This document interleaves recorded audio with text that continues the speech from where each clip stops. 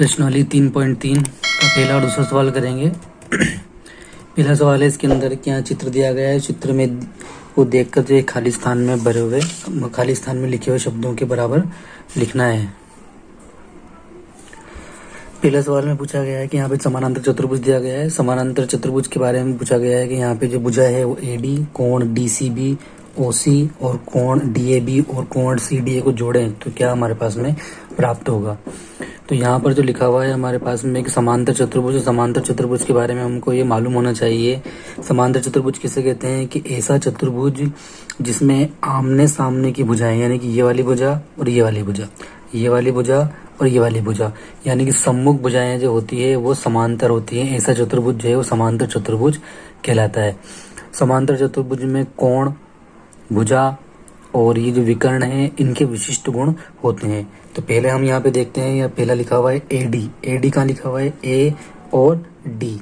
तो ये ए और डी जो है ये सम्मुख भुजाएं समानांतर हैं, तो ए और डी जो है किसके बराबर होनी चाहिए। ए और डी जो है वो सामने वाली भुजा बी और सी के बराबर होना चाहिए, यानी कि ये ए डी जो बराबर होगी वो आपके बी सी के बराबर होगी। दूसरे में पूछा है कोण डी सी बी। कहाँ है कोण D C B, D C B, यानी कि ये वाले कोण के बारे में पूछा है। ये वाला कोण किसके बराबर होगा। समांतर चतुर्भुज में सम्मुख कोण जो होते हैं वो बराबर होते हैं, यानी कि सम्मुख कोण ये कोण सी है तो इस कोण के सम्मुख यानी कि सामने की तरफ कौन सा कोण है, कोण ए, यानी कि ये वाला कोण जो है इस वाले कोण के बराबर होगा। क्या नाम दिया हुआ है कोण का, डी सी बी। तो ये वाला कोण हो जाएगा डी ए बी। तो डी सी बी जो है कोण ये बराबर हो जाएगा डी ए बी के। ओ सी, ओ सी कहाँ लिखा हुआ है, ओ सी लिखा हुआ है ओ और सी। ये क्या है, ये ए और सी जो है ये विकर्ण है। इस विकर्ण को जो बीच में जो यहाँ पे दोनों विकर्ण समद्विभाजित कर रहे हैं तो यहाँ पे ओ नाम दिया हुआ है, तो ये आधा विकर्ण है ओ सी। समांतर चतुर्भुज में विकर्णों का विशिष्ट गुण होता है कि वो विकर्ण को एक दूसरे को परस्पर समद्विभाजित करते हैं, यानी कि एक विकर्ण दूसरे विकर्ण को बराबर बराबर दूरी पर विभाजित करता है। यानी कि इस विकर्ण ने जो है इस ए सी विकर्ण को दो बराबर बराबर भागों में बांट दिया है, तो एक भाग है इसमें ओ सी, तो बाद की बचा हुआ भाग हो जाएगा आपके ओ ए, तो ये बराबर होगा आपके ओ ए, या इसको ए ओ भी लिखा जा सकता है यहाँ से। चौथे प्रश्न में लिखा हुआ है कोण की माप डी ए बी और कोण सी डी ए, इन दोनों को जोड़ें तो किसके बराबर होना चाहिए। पहला लिखा हुआ है D A B, D A B, यानी कि इस वाले कोण की बात हो रही है। C D A, C D A, इस वाले कोण की बात हो रही है। तो ये दोनों कोण जो है इन दोनों का योग किसके बराबर होना चाहिए। समांतर चतुर्भुज में जो ये कोण है ये कोण एक ही भुजा यानी कि इन दोनों में उभयनिष्ठ भुजा है, यानी कि ये वाली जो भुजा है इस वाले कोण के अंदर भी ये भुजा है और इस वाले कोण के अंदर भी ये भुजा है। तो उभयनिष्ठ भुजा के दोनों सिरों पर बने वाले जो कोण होते हैं वो आसन्न कोण कहलाते हैं, और आसन्न कोणों का योग जो है वो 180 डिग्री के बराबर होना चाहिए, यानी कि इस वाले कोण का मान और इस वाले कोण का मान, यानी कि कोण डी प्लस कोण ए जो है ये 180 डिग्री के बराबर होने चाहिए। इसी प्रकार ये वाला कोण और ये वाला कोण ये दोनों भी 180 के, इनका मान 180 डिग्री होगा। ये वाला कोण और ये वाला कोण ये दोनों कोण भी आसन्न कोण है जिसका मान भी 180 डिग्री होगा, और ये कोण और ये कोण ये भी आसन्न कोण है जिसका मान भी 180 डिग्री के बराबर होगा। इसी के साथ में यहाँ पर जो कारण है वो कारण भी लिखा जा सकता है। जैसे यहाँ पर है तो यहाँ लिख देंगे हम सामने सम्मुख, क्योंकि सम्मुख भुजाएं जो होती है वो बराबर होती है, यहाँ लिख देंगे हम सम्मुख भुजा बराबर होती है। तो यहाँ उत्तर के साथ में इनके कारण भी मेंशन कर देते हैं। वो यहाँ पे हम जैसे कि ए बी है तो ये भुजा है तो सम्मुख भुजा बराबर होती है। कोण ये है तो इसके सामने वाला कोण बराबर है तो हम लिखेंगे सम्मुख कोण बराबर होते हैं, और ये परस्पर लंब समद्विभाजक करते हैं जिस गुण के अनुसार हमने लिखा उसी बराबर हुए। और ये जो कोण है दोनों आसन्न कोण है, आसन्न कोण संपूरक यानी कि 180 डिग्री के होते हैं, इन दोनों को जोड़ें तो इसका मान 180 डिग्री आना चाहिए। प्रश्न नंबर 2 में कुल मिला के यहाँ पे आकृति दे रखी है हमको 1 2 3 4 और 5 आकृतियां है। इन 5 आकृतियों में से हमें अज्ञात कोणों के मान जो है वो ज्ञात करने हैं। इस आकृति के अंदर हम देखते हैं कि यहाँ पे सभी समांतर चतुर्भुज है। समांतर चतुर्भुज के अंदर कोण जो होते हैं, ये वाला कोण इसके सम्मुख वाला कोण बराबर होगा, यानी कि कोण y और कोण b जो है वो सम्मुख कोण है।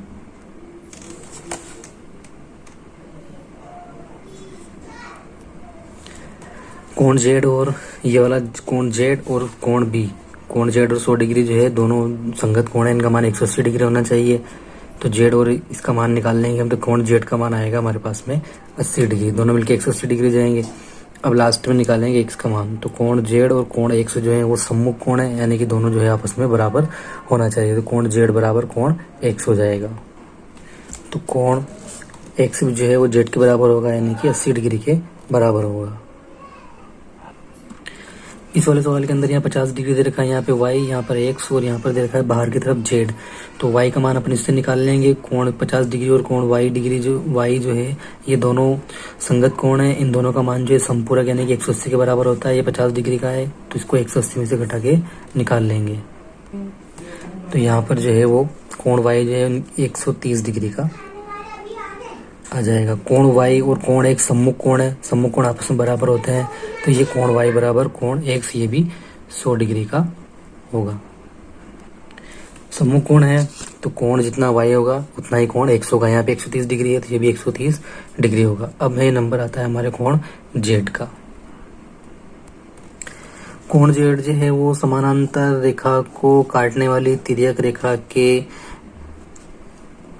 दोनों ओर बने कोण है। इन कोणों को हम बोलते हैं एकांतर कोण, और एकांतर कोण जो होते हैं आपस में वो बराबर होते हैं। तो जो कोण y का मान है वही कोण z का मान होगा। तो यहाँ लिख सकते हैं हम 2 का तीसरा चित्र है। इस चित्र के अंदर यहाँ पर जो एक चित्र बना हुआ है समांतर चतुर्भुज है। समांतर चतुर्भुज के अंदर यहाँ पर जो है हमको मान निकालना है। तो सबसे पहले हम मान निकालते हैं x का। ये वाला जो कोण है वो 90 डिग्री का बना हुआ है, और तिर्यक रेखाओं ये कोण इस प्रकार है कि जब इस प्रकार तिर्यक रेखाएं एक दूसरे को काटती है तो इनके सामने जो बनने वाले सम्मुख कोण होते हैं वो बराबर होते हैं। तो इस प्रकार यहाँ पर जो है कोण x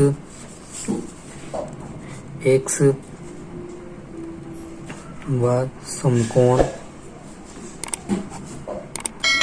तो सम्मुख कोण है, सम्मुख कोण आपस में बराबर होते हैं, तो जितना सम्मुख कोण है उतना ही कोण x का भी होगा। तो x बराबर जो है वो 90 डिग्री हो गया। अब यहाँ पर देखते हैं हम, यहाँ पर 3 कोण हो गए हमारे पास में। ये वाला जो है एक प्रकार का त्रिभुज है। एक त्रिभुज के तीनों कोण जो होते हैं वो कितने होते हैं? त्रिभुज के तीनों कोण जो है वो होते हैं हमारे पास में 180 डिग्री बराबर।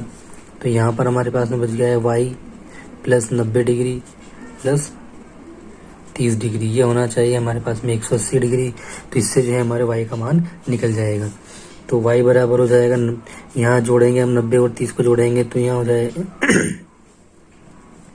120 डिग्री बराबर 180 डिग्री। तो y बराबर हो जाएगा 180 में से 120 को यहाँ पे घटाएंगे तो y बराबर हमको प्राप्त होगा 60 डिग्री। तो y का मान प्राप्त हो गया हमको यहाँ पे 60 डिग्री।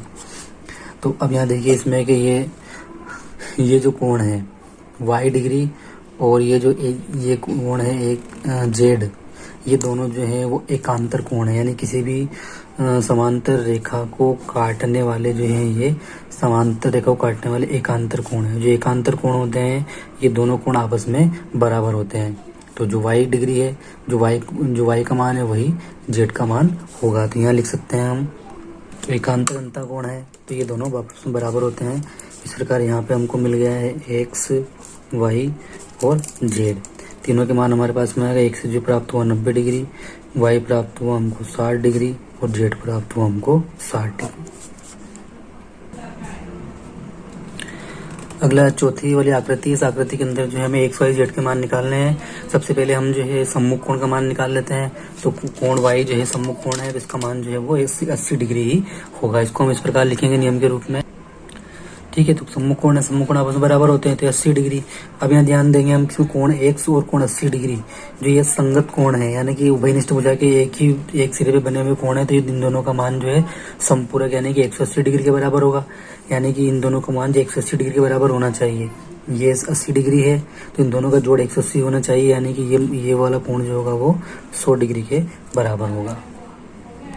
तो इस प्रकार हम यहाँ पे इसका मान कोण है x का मान जो हमने निकाल लिया, यहाँ पर आता है 100 डिग्री। अब यहाँ पर बचा हमारे पास में कोण z।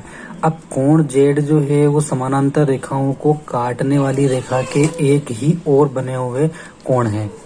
जैसे ये कोई समानांतर रेखा है, इस समानांतर रेखा को जब कोई तिर्यक रेखा काटती है तो इसके एक तरफ बने हुए कोण जो होते हैं वो बराबर होते हैं, यानी कि ये वाला कोण जो है वो बराबर होता है और जो ये वाला कोण जो होता है वो बराबर होता है। यानी कि ये कोण और ये कोण जो है एक ही ओर बने हुए कोण है, ये बराबर होते हैं। इसलिए जो कोण जेड 80 डिग्री है तो जेड का मान भी 80 डिग्री होगा, अतः जेड बराबर जो है वो 80 डिग्री होगा। तीनों कोणों के मान हमारे पास में आ गए हैं, एक्स वाई और जेड। एक्स का मान हमारे पास में आया है यहाँ पे 100 डिग्री, वाई का मान आया है हमारे पास में 80 डिग्री और जेड का मान आया है हमारे पास में 80 डिग्री। प्रश्न 2 की अंतिम आकृति 5 नंबर। इस आकृति के अंदर यहाँ पर जो चित्र दिया हुआ है इसके अनुसार हम जो है सबसे पहले सबसे आसान कोण का मान निकाल लेते हैं। इसके सम्मुख कोण जो कि समानांतर रेखाओं पे बने समानांतर चतुर्भुज है, तो इसके जो सम्मुख कोण होगा ये y जो है इसका सम्मुख कोण है ये इसके बराबर होगा, यानी कि 112 डिग्री का होगा। सम्मुख कोण आपस में बराबर होते हैं तो ये 112 डिग्री हो गया। अब यहाँ पर हमारे पास में मान आ जाता है 112 डिग्री। अब यहाँ पर x का मान निकालने के हमारे पास में यहाँ पे दो तरीके हैं। x का मान हम निकाल सकते हैं कि ये त्रिभुज बन गया है, यहाँ पे इस त्रिभुज का एक कोण 112 डिग्री का, एक कोण 40 डिग्री का, तो इस x का मान यहाँ पर इस तीनों एक त्रिभुज से निकाला जा सकता है, या फिर यूं भी निकाला जा सकता है कि कोण 112 डिग्री और ये वाला कोण जो है ये कोण इन दोनों का मान संगत कोण है तो इनका मान 180 डिग्री होना चाहिए, तो उसमें से भी जेड का मान निकाला जा सकता है या एक्स का मान निकाला जा सकता है। दोनों तिर्यक रेखा के एकांतर में बने हुए कोण है, एक अलग अलग कोणों में बने हुए कोण है, तो ये कोण भी आपस में बराबर होते हैं। तो हम त्रिभुज वाली थ्योरी से इस वाले कोण का मान निकाल लेते हैं। त्रिभुज के तीनों कोण यहाँ पे कोण 40 डिग्री एक्स और 112 डिग्री जो है ये त्रिभुज के तीनों कोण है। त्रिभुज के तीनों कोणों का योग जो है वो 180 डिग्री होना चाहिए, तो 180 डिग्री होना चाहिए। तो यहाँ पर 180 में से हमने इसको घटा लिया तो हमें जेड एक्स का मान जो है वो 28 डिग्री प्राप्त होता है। अब कोण जेड का मान जो है आसानी से निकाला जा सकता है, या दो तरीके हैं, या तो इसको संगत कोण मान के और इसको 180 में से घटा के निकालें, या फिर जो है हम इसको भी समझते हैं कि जब समानांतर रेखाओं को कोई तिर्यक रेखा काटती है तो उसके जो अंदर की तरफ बनने वाले एकांतर कोण होते हैं, ये कोण, ये वाला कोण और ये वाला कोण, यानी इसको नाम दें हम तो 1 2 3 4, तो इसके अंदर कोण 1 जो है वो 4 के बराबर होता है, 2 जो है वो 3 के बराबर होता है। तो इसलिए यहाँ पे जो कोण x का मान होगा वही कोण z का मान होगा। तो इस प्रकार इसका मान जो है वो भी 28 डिग्री होगा। तो तीनों के मान हमारे पास में आ गए हैं x, y और z। x का मान हमारे पास में आया है 28 डिग्री, y का मान आया है हमारे पास में 112 डिग्री और z का मान आया है 28 डिग्री।